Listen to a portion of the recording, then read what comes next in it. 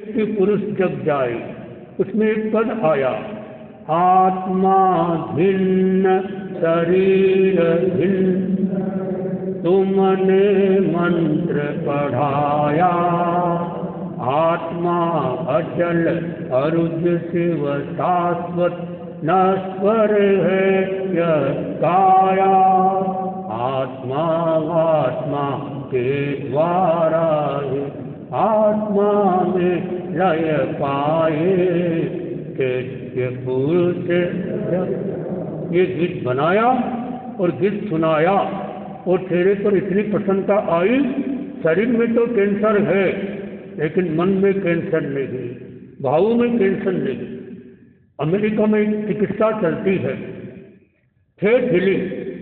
वहाँ के लोग ने बताया हमें कि कोई भी बीमारी हो जाती तो हम भावना करते हैं, जैसे पैर में घुटने में दर्द है, हाथ रखा, भले परमात्मा करुणा की बारिश करता है और हमारी बीमारी मिट जाती है। और बहुत बड़ा डॉक्टर है वहाँ पर, डॉक्टर अहलनिश, उसने एक बात बताई कि आपको कोई भी बीमारी है उसको मिटाने का सरल तरीका। क्या तरीका? उस बीमारी को याद मत करो, चाहे आपको कैंसर हो, चाहे आपको डायबिटीज हो, चाहे आपको कोई भी बड़ी हार्ट की प्रॉब्लम हो, उसे याद मत करो। और आगे वो कहते हैं, मानो किसी को हार्ट की प्रॉब्लम है तो हार्ट कहाँ रहता है? हार्ट कहाँ रहता है? ये दिल में रहता है। तो अपने जो बीमारी है वो दिल की बीमारी दिल तक रहे, वो दिमाग तक न पहुंच जाए। इतनी अच्छी बात बताई।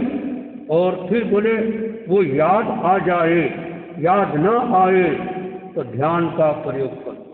कायोस्तर इतना अच्छा प्रयोग, कायोस्तर के प्रयोग से न केवल शारीरिक मानसिक भावनात्मक तनाव मिटता है, बल्कि कायोस्तर के प्रयोग से जो भेद विज्ञान, यानी शरीर अलग है और आत्मा अलग है, ये सुना है, अनुभव बहुत कम लोगों ने किया होगा, लेकिन इस कायोस्तर के प्रयोग से ये आपको अनुभव हो सकता है कि शरीर बह रहा है और मैं उसको देख रहा हूँ।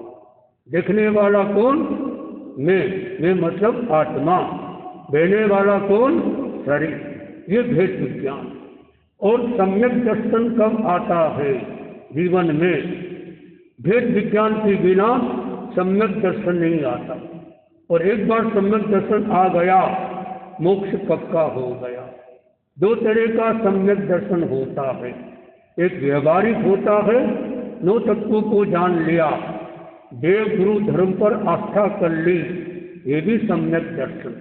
लेकिन ये व्यवहारिक है और निश्चय है कि भेद विज्ञान की साधना है। तो कायोस्तर के प्रयोग से भेद विज्ञान का अनुभव हो सकता है। और अगला फायदा है, पूर्व जन्म का ज्ञान हो सकता है। पूर्व जन्म का ज्ञान, 1 भव का ज्ञान, 2 भव का ज्ञान, 3 भव का ज्ञान, 4 भव का ज्ञान। गुरुदेव की कृपा से 2005 में आचार्य महापद जी के सानिध्य में जयपुर में शिविर लगा, मैंने भाग लिया और पिछले 4 जन्मों का ज्ञान हो गया। किसी को 5 का हुआ, किसी को 6 का हुआ, और मैक्सिमम 9 भव का ज्ञान हो सकता है। किसी को 1 भव का भी हो सकता, किसी को नहीं भी हो सकता, जरूरी एवरेज निकाला जाता है। 50 लोगों ने भाग लिया, 50 में से लगभग 26 लोगों को अनुभव हुआ, आधे से ज़्यादा लोगों। कई जगह शिविर लगते गए। तो योग की बात वो अब मुनि कृष्णलाल जी तो नहीं रहे, लेकिन जाने के पहले उन्होंने हमको सिखा दिया, शिविर लगाना सिखाया, दूसरों का पूर्व जन्म का प्रयोग करना, कैसे कौन से प्रयोग करना। और कई बार शिविर लगाया और बहुत लोगों को अनुभव होता है। तो यह बहुत सारे फायदे हैं। तो कोई आपसे पूछ ले कि कायोस्तर क्या है, तो कहना कायोस्तर साधना का आदि बिंदु भी है और अंतिम बिंदु भी है। कायोस्तर किसके लिए? कायोत्सर के लिए कायोत्सर।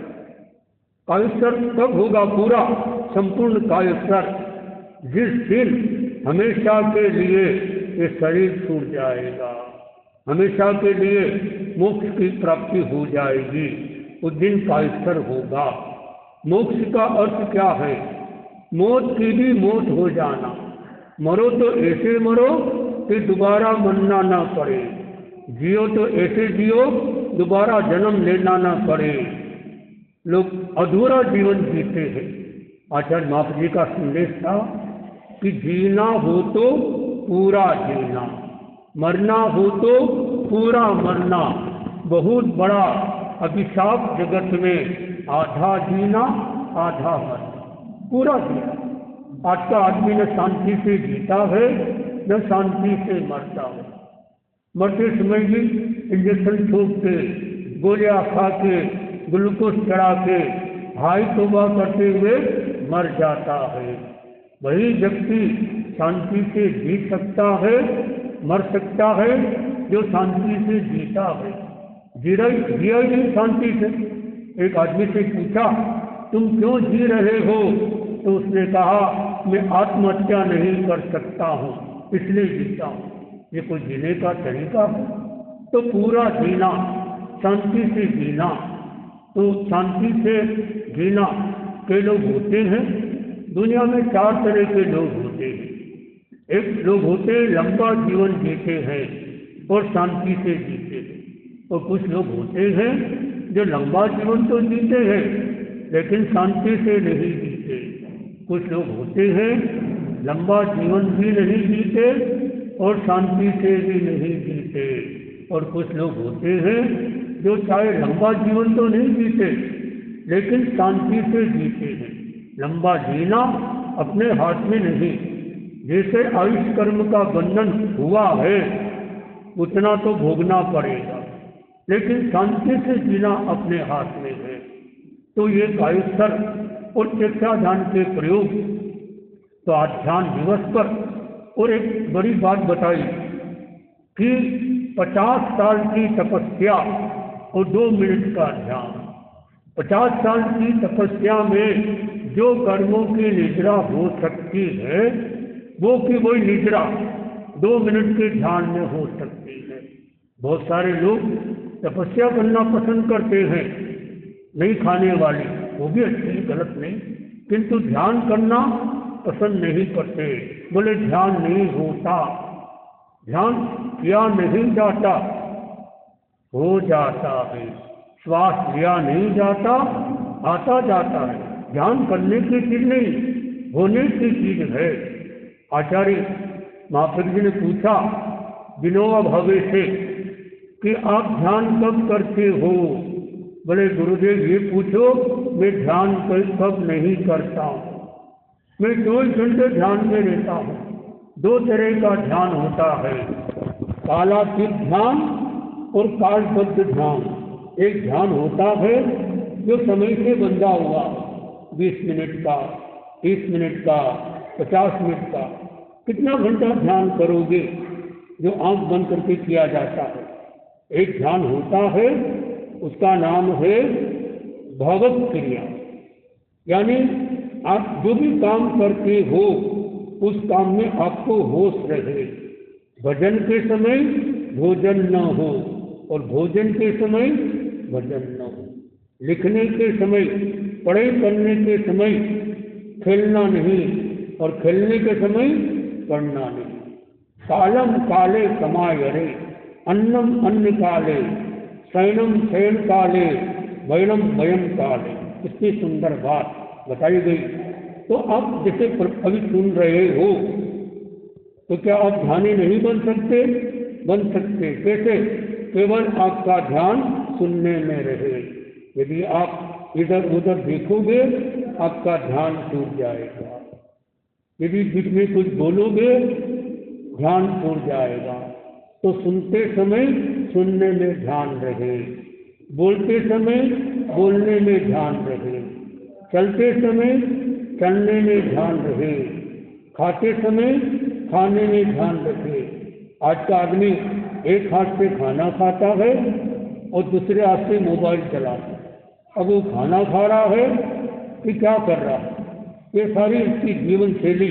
मैं नहीं कहता हूँ कि मोबाइल उपयोग मत करो, मोबाइल मत देखो, कोई दिक्कत नहीं, लेकिन जब मोबाइल देखते हो फिर मोबाइल ही देखना, फिर दूसरा कोई काम नहीं। फिर दूसरा काम है तो मोबाइल नहीं। कार भी चला रहा है, आज इतने एक्सीडेंट क्यों हो रहे हैं?